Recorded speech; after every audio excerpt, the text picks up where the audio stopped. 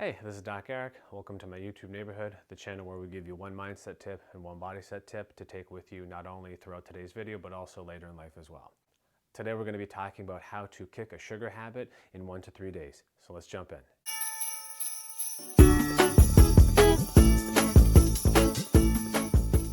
We all know that consuming and over-consuming sugar is not really a good thing for our bodies long term. We know that it's a quick fix and we're usually rushing back to the fridge a few minutes or maybe up to an hour later, and we never truly feel full, and we know that it is also a slippery slope. It creates inflammation in our body, and it's just not generally the best way to fuel ourselves. So what do we do about it?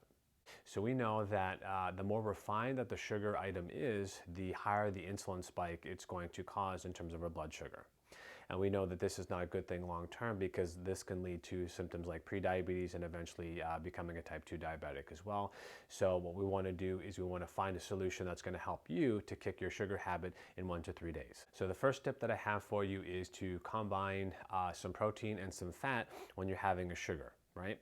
So when we talk about the concept of sugar, we're not just talking about a teaspoon of sugar or something that you pour in your coffee, but what we are talking about is all types of sugar in the form of carbohydrates. So your fast-acting carbohydrates, your slow-acting carbohydrates, your fibrous-based carbohydrates, things like that. Obviously, if it comes from nature, it's going to be a little bit more manageable in terms of your sugar load. If it's something that was processed in a factory, it's going to have a much higher sugar composition because they're able to process and reprocess sugar in many different ways that the body finds, number one, very, very appealing to our taste buds, but number two, it doesn't really leave you full, and obviously it's going to increase your insulin spike as well. So one of the easy things to do is if you're someone who typically just has a carbohydrate for any given meal, whether it's just a regular bowl of oatmeal, whether it's just a piece of fruit, what we'd rather have you do is add a healthy fat and a healthy protein to that carbohydrate. So for example, you would not just have a piece of toast or you would have a bowl of oatmeal on its own, but what you would do is you will combine that with a healthy fat such as some avocado. You could put a little bit of a nut butter on there or possibly some butter, or you can add a animal protein such as a piece of chicken. Or you could use a scoop of protein and incorporate that into your oatmeal, and that's going to kind of help to round out that meal, and it's also going to help to lower your insulin spike as well. So to recap, a simple carbohydrate might only hold you over for an hour or two and then leave you rushing back to the fridge, whereas if you combine a carbohydrate with a fat and a protein, it's going to leave you fuller for 2 to 3 times longer. So this is kind of a perfect example of breakfast to lunch to dinner, as opposed to the person that eats breakfast, snack, lunch, snack, dinner, snack, and then maybe another snack before they go to bed. The second tip I have for you is, given the option of choosing a sugar-based carb or something that is a little bit more protein dense, always go with that protein option first.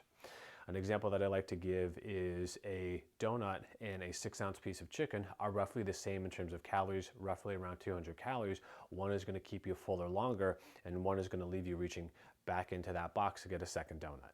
The reason being is the donut is easier to consume, it's light and fluffy, it's highly processed, meaning your body's going to get that dopamine hit and you're going on another and another, whereas if you eat that piece of chicken, it's going to take you a lot longer, number one, to chew it, it's going to slow down digestion, and it's going to leave you fuller longer. So always choose a protein source over a carbohydrate source when you're given the option. The third thing I want to talk about is if you're somebody who constantly has that sugar crash, what you want to do is you want to identify when it happens throughout your day, and you want to look back at the meal previous to see what you may have missed in terms of eating food. We all know that blood sugar, when it starts to drop, the body's natural response is to drive up that sugar response and say, I need something sweet and I need it right away.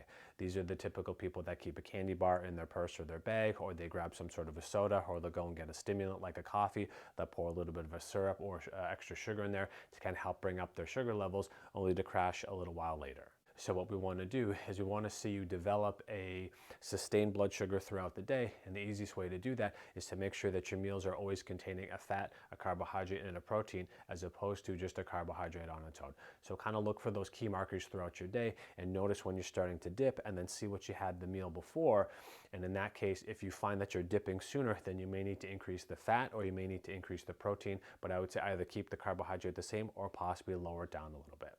So there you go. We gave you 3 tips to help curb your sugar habits in 1 to 3 days.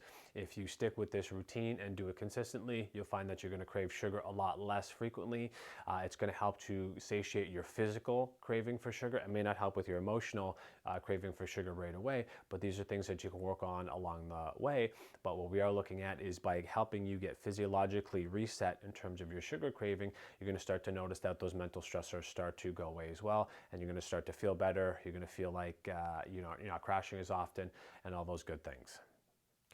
So I'd love to hear some comments down below. Let me know some of the things that you have found that have helped with your sugar cravings.